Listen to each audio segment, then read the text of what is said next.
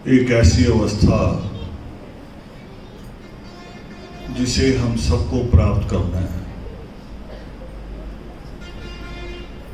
जन्म है तो मृत्यु निश्चित है, मगर ईश्वर ने ये जो सीने में दिल लगाया है, ईश्वर ने जो परिवार के साथ, समाज के साथ जो रिश्ता जोड़ा है, उसे मोह कह सकते हैं आप। और मोह कह के कई बार उसे हम विकार समझ लेते हैं। विकार कोई चीज नहीं है दुनिया में, बेकार भी कोई चीज नहीं है। हर चीज उस ईश्वर ने बहुत सोच समझ के बनाई। हर चीज की अपनी अपनी एक जरूरत है। हाँ, पानी भी ज्यादा पी लें तो वो भी मुश्किल खड़ी कर देता है। बेकार नहीं है, बेकार भी नहीं है। इसलिए कह रहा हूं कि इस अवसर पर बहुत दिलासे दिए जाते हैं। वेदों ग्रंथों के हवाले भी दिए जाते हैं। बड़े बड़े सूरमाओं का, ऋषि मुनियों का नाम लिया जाता है कि देखो वो भी नहीं रहे, मगर उसके बावजूद ये दिल तसल्ली में नहीं जाता।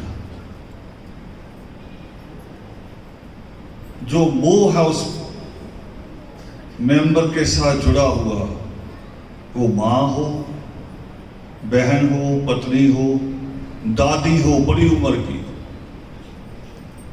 कोई भी हो, पिता हो, उसके साथ जो रिश्ता होता है, वो रिश्ता कभी भी हमें इन बातों को समझने नहीं देता कि जी जो चला गया बस वो खत्म। करते हैं एक रस्म, इसकी रस्में भी बनाई हैं। आज के पाठ को भी लोग कहते हैं अंतिम अरदास। अंतिम अरदास शमशान में जाते हैं, कई जगह मटकी फोड़ी जाती है। सिंबल है इस चीज का कि लो ये रिश्ता खत्म। रिश्ता खत्म हो गया तो समझो रिश्ता था ही नहीं।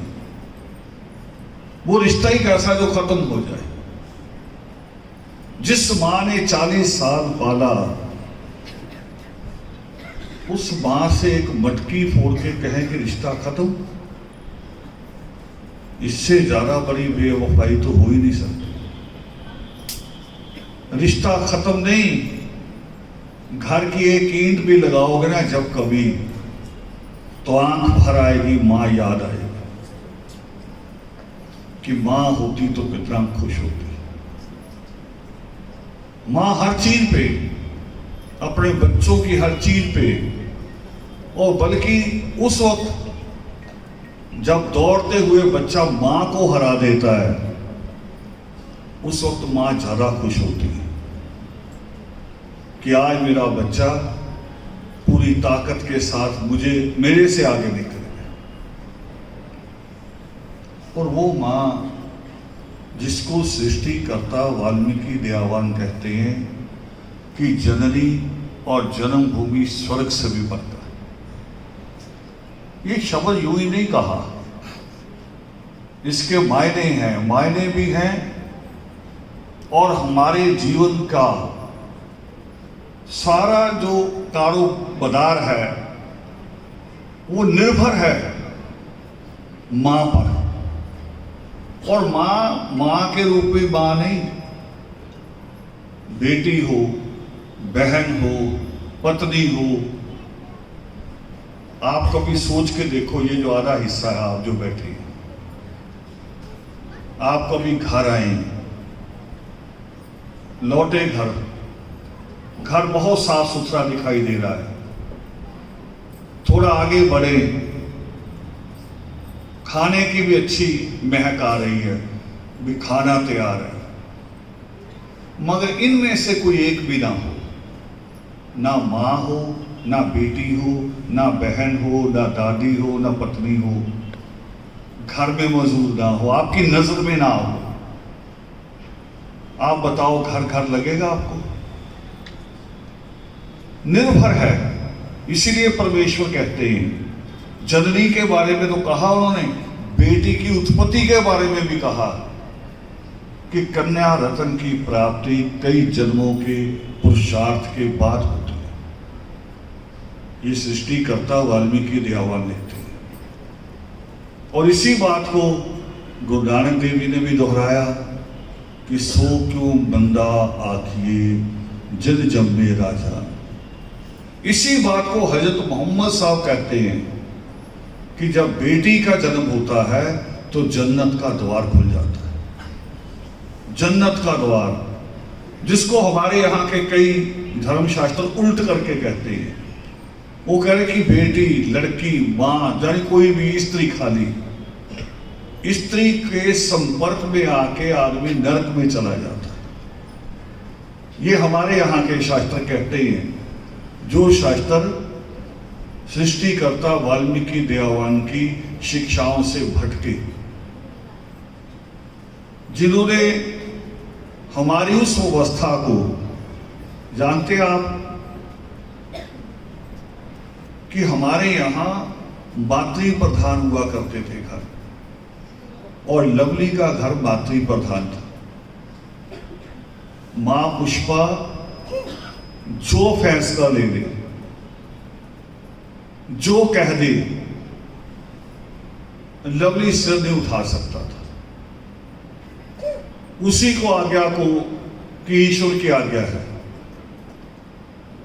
और मैंने तो देखा उस मां को, मेरा रिश्ता है पटियाला के साथ मां के रूप में। मेरी मां इसी शहर से थी, इसी मोहल्ले से थी। जब मां पे भजन कहा गया तो मैं अपने आंसू रोक नहीं पाया।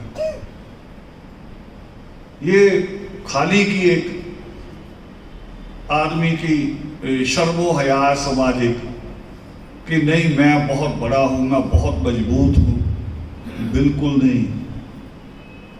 परमेश्वर ने जब क्रौंच की पुकार सुनी थी, उसकी चीख, तो परमेश्वर के दिल में करुणा उपज गई। हम तो कुछ भी नहीं है। जब परमेश्वर के दिल में करुणा आ सकती है, परमेश्वर आके संसार का पहला श्लोक और मां शब्द से, मां निषाद, मां शब्द से शुरू करते हैं। और दूसरी बात, मैं अक्सर सामाजिक बातें कर लेता हूं, क्योंकि मैंने कहा कि वेदों शास्त्रों के हवाले तसल्ली नहीं देते। दूसरा, जो मैंने सीखा ईश्वर को समझने के बाद, ईश्वर की कलम से जो जो पढ़ा मैंने, कि जन्म और मृत्यु बिल्कुल हमारे हाथ में नहीं है, मगर जीवन हमारे हाथ में है। जीवन, इसे जीना कैसे, और उसी पे ईश्वर ने कहा बार बार जो बातें लिखी हैं कि पुरुषार्थ ही दैव है, तप दान तीरथ से मुक्ति नहीं होगी, ऐसा सोच के दुखी ना हो कि भाग्य का लिखा बदल नहीं सकते। ये जीवन के लिए लिखी सारी बातें, ये जन्म और मृत्यु को रोकने के लिए नहीं लिखी। इसलिए सामाजिक बातें मैं करता हूं ज्यादा, जो जीवन से जुड़ी, जो जन्म और मृत्यु से जुड़ी हैं, वो उसके हाथ में। और उसके हाथ में बिना किसी बंधन के, आप जो बैठी है माएं, बेटी है मेरी, अपने मन को एक बार साफ कर लो। बड़ा डरा हुआ मन होता है मां का, और डरा हुआ मन अंधविश्वास की तरफ जाता है, पखंड की तरफ जाता है। आप याद करो कि जब बच्चे का जन्म होता है, बल्कि जन्म से पहले ईश्वर कहता है कि पहले मेरा नाम जप, पहले मेरे नाम की कड़ाई दे, पहले मेरे नाम की यात्रा कर ले, इतनी जगह मत्था टेक ले, और फिर तेरे लिए कोई प्रबंध करूंगा। बच्चे से पहले मां के पास दूध आ जाता है, जन्म से पहले।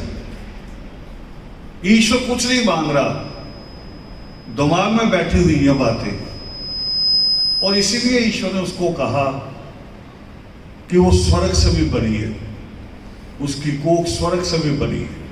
बहुत अच्छी बात कर रहे थे हमारे एसएसपी साहब। मैं आ रहा था तो सुबह ही उनका फोन आ गया, मगर लवली जी का हुक्म था कि पहले इधर आना है। उन्होंने कहा मुझे कि पहले आप इधर आ जाइए, रास्ते में घर है।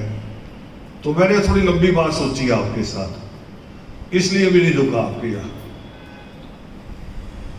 तो मैं यहां आया, क्यों लवली का हुक्म है मेरे लिए बड़ा। लवली नाराज भी रहा, पटियाला सारा जानता है, मगर ये बेटी बैठी है, पूछो इससे कि हमारी नाराजगी कैसी थी।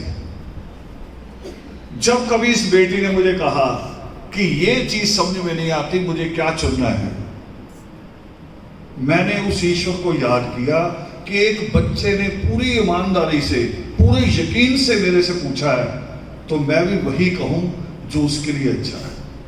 जो जवाब मैं अपनी बेटी को दे सकता हूं वही उसको दे। मेरे उसमें भेद नहीं होना चाहिए।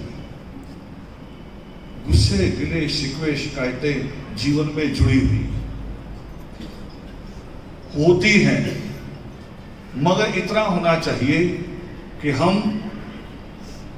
परिवार का जो ढांचा है वो खराब ना करें। आज खराब हो रहे हैं।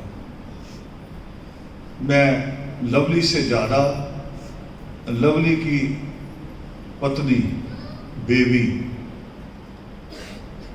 इसको जानता हूं। और किस रूप में जानता हूं? जिस रूप में मैं चाहता हूं कि बहुएं हूं, जिस रूप में मैं चाहता हूं। मैं पुरानी फिल्में देखा करता था कभी, तब नहीं समझ में आती थी। अब देखता हूं ऐसी फिल्में जिनमें एक भाभी आती है और पूरे परिवार की मां बन जाती है। अब जब कभी उन फिल्म को देखता हूं तो रोता हूं कि अब वो भाभी नहीं, अब वो मां नहीं, अब रिश्ते खराब हो रहे हैं। मां पुष्पा आज नहीं, जहां तक मुझे याद है शायद पिछले 20 साल से बीमार है। नौकरी पे तब भी बीमार होती थी, साल में 2 साल में हॉस्पिटल जरूर जाती थी। और जानते हैं 20 साल किसने निकाले उसके? बेबी ने।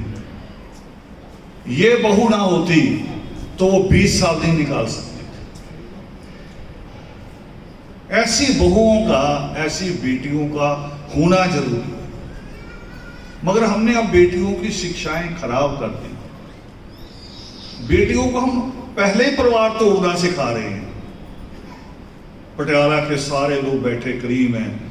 मुझे पिछली बार जब माया संस्कार में, तो किसी ने मेरे कान में बात डाली, पता नहीं जीवन जी ने कहा, किसने कहा, वो कह रहा, ये पटियाला के साथी कह रहे हैं कि रावण जी को चाहिए कि अपना संगठन खत्म कर दे और हम सबके मुखिया बन जाए।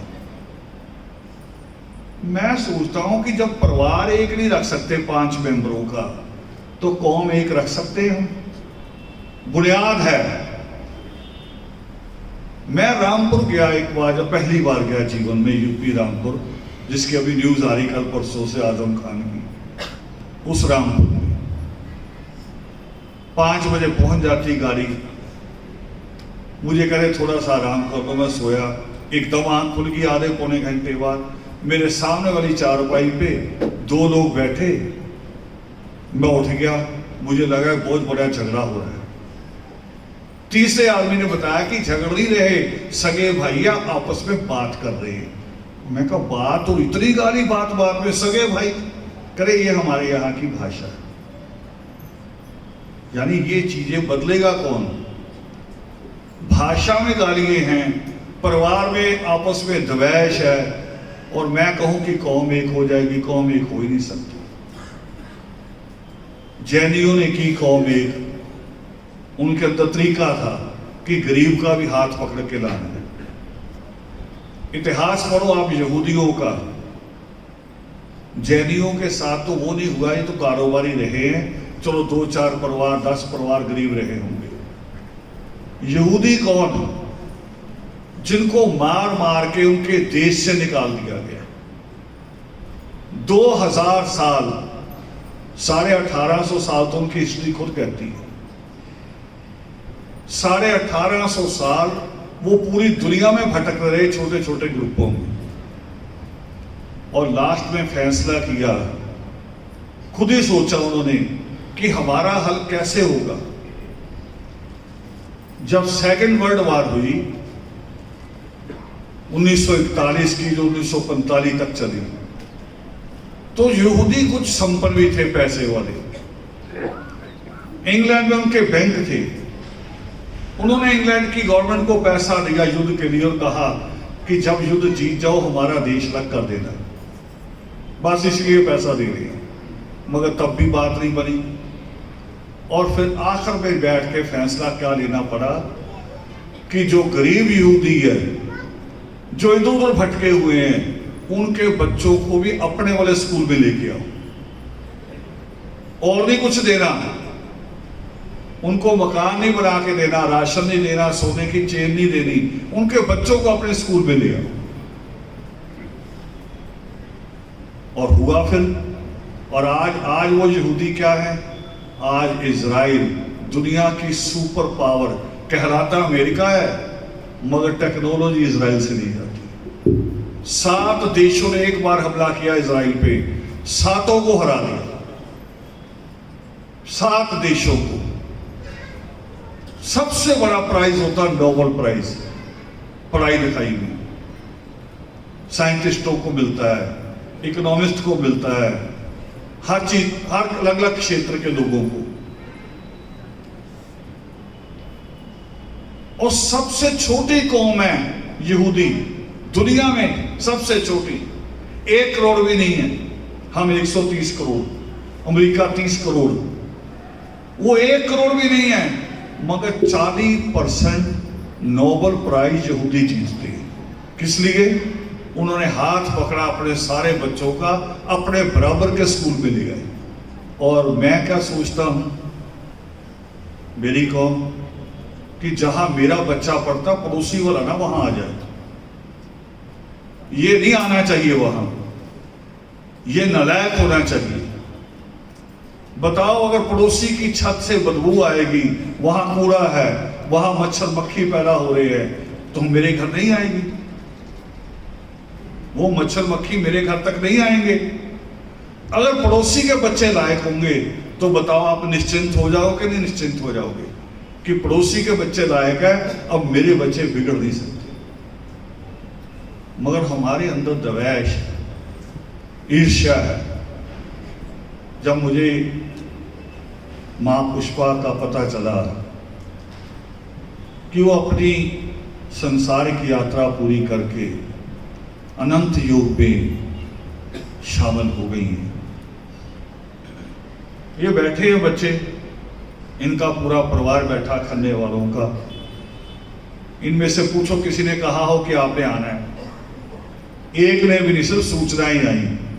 मुझे पता था कि मेरा रिश्ता है और मेरा जाना बनता है। तो ये जब तक नहीं पैदा करेंगे तब तक हम कहें ये श्रद्धांजलि जिसको दे रहे हैं वो तो चले गई, ईश्वर के चरणों में है। और ये भी हो सकता है आज किसी मां की गोद में जन्म लेके खेल रही हो, उसके लिए नहीं कुछ करना, अपने लिए करना।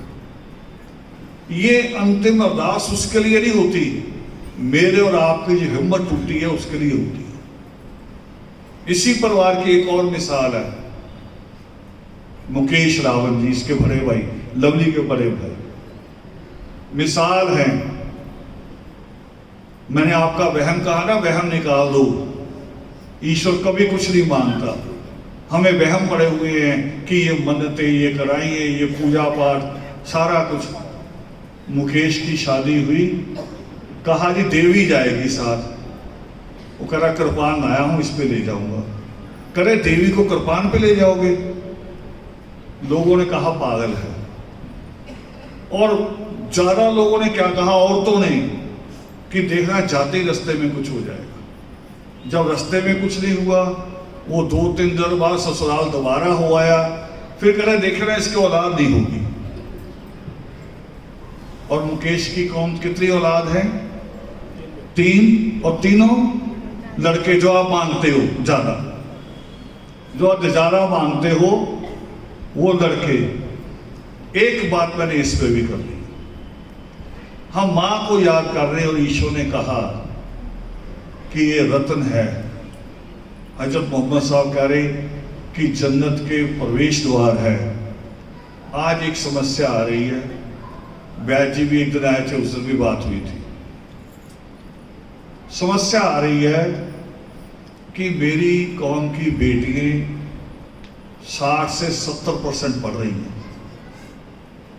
बड़े कोर्सेज में जा रही हैं, जज भी बन रही हैं, प्रोफेसर भी बन रही हैं, और लड़के हमारे 30 से 35%।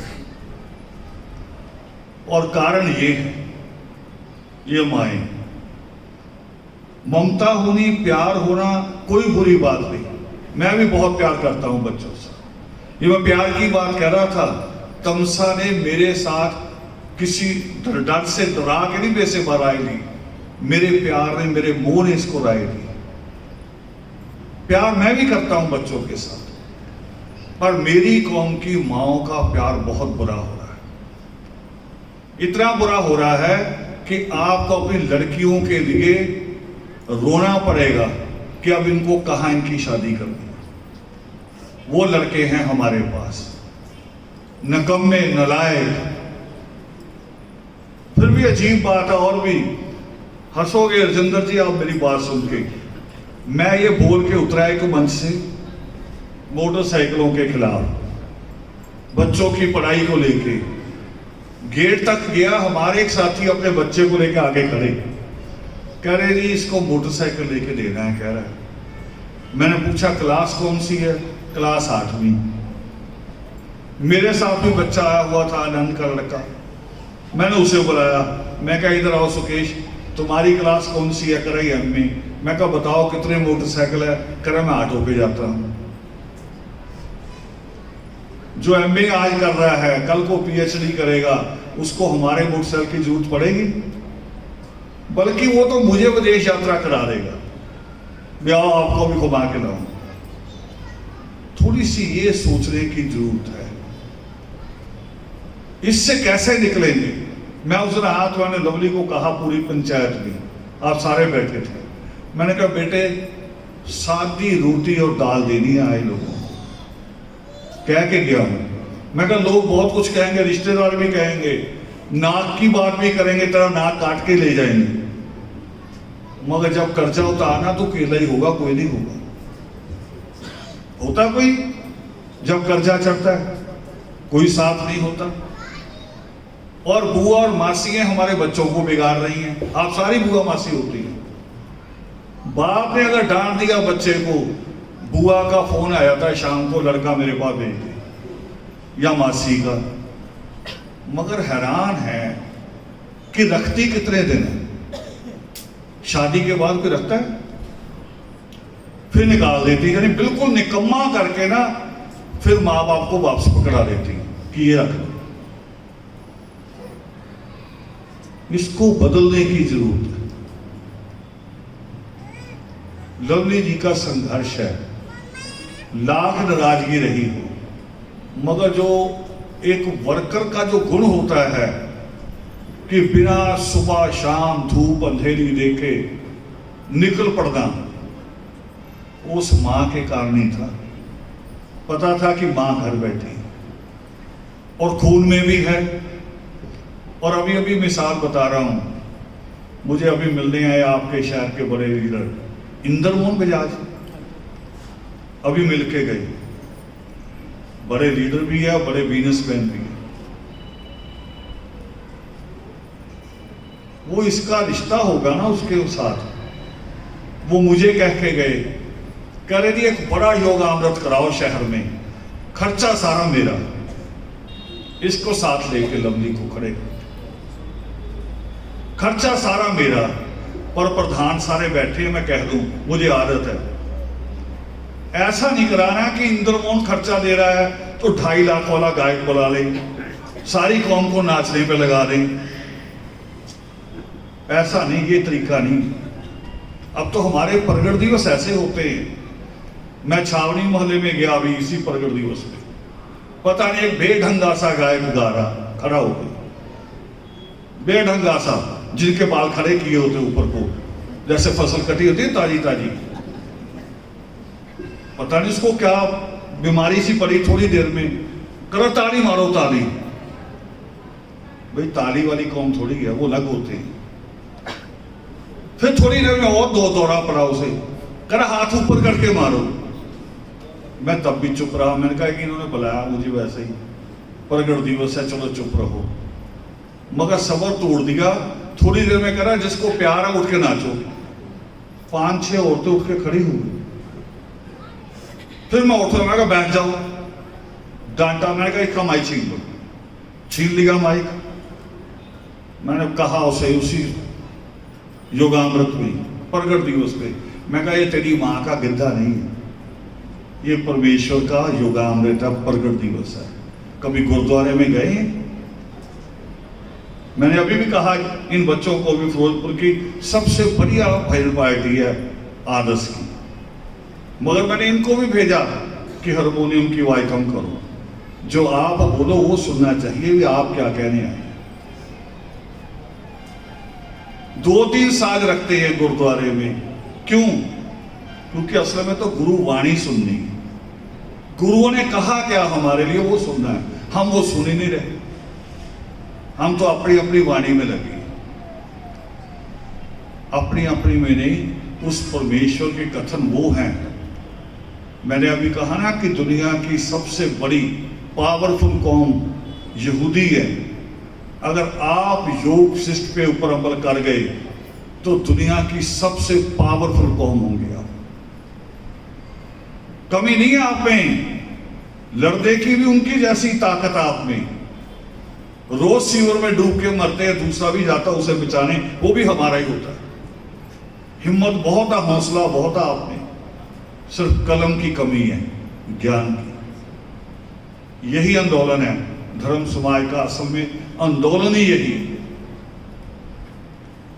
कोई इतराज नहीं।